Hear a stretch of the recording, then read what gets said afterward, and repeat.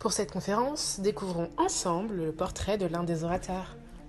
Elle est née un 14 novembre à Luanda, en Angola. Fille aînée d'une famille de 5 enfants, Dieu l'a appelée à le servir, tout comme son père, le prophète Miezi Antonio. Très jeune, elle a alors commencé à encadrer la jeunesse. En effet, il n'y a pas un département qui l'éblouit plus que celui-ci.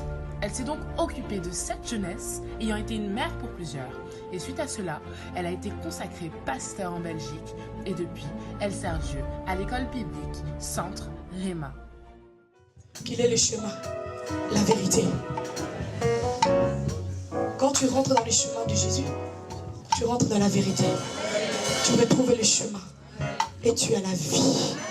Et pour avoir le Saint-Esprit, il faut passer par le chemin, la vérité et la vie. Pour avoir le Saint-Esprit, il faut passer par le chemin, la vérité, le chemin, la vérité et la vie. Tu as la vie parce que tu as Jésus-Christ en toi. Tu as la vie parce que tu as Jésus-Christ en toi. Tu as la vie parce que tu as Jésus-Christ en toi. Peuple de Dieu, levons-nous et acclamons le Seigneur pour la prophétesse Gloria Miezi.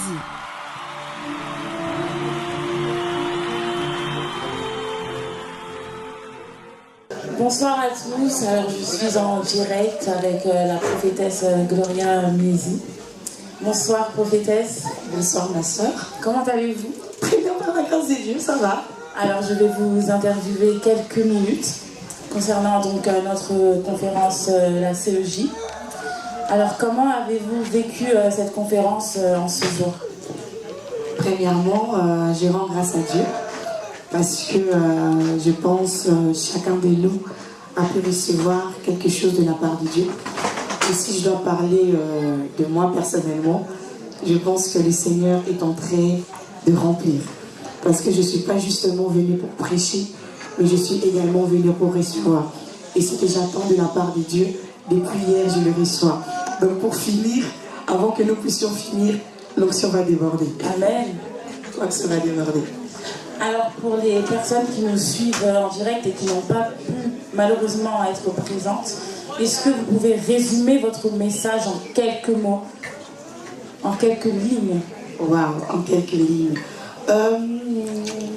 Si je peux résumer mon message, je pourrais juste dire qu'il y a salutations et salutations.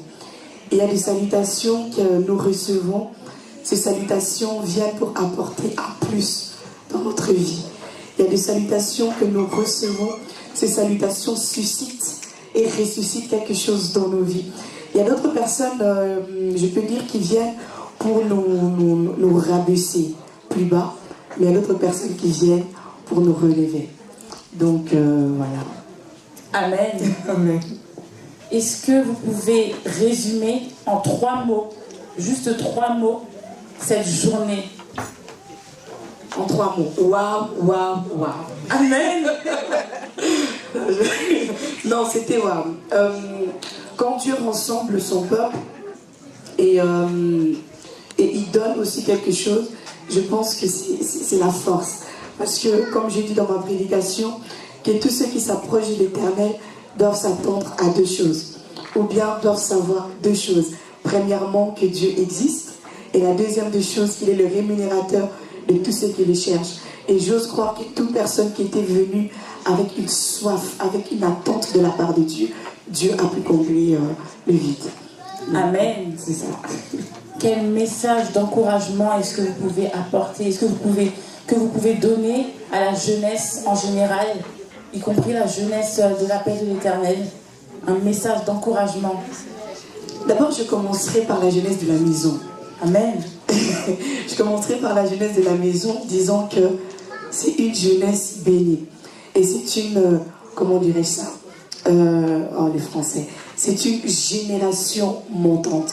Il y a beaucoup de personnes, il y a beaucoup d'églises qu'on est encore en train d'exclure la jeunesse, or que c'est une force.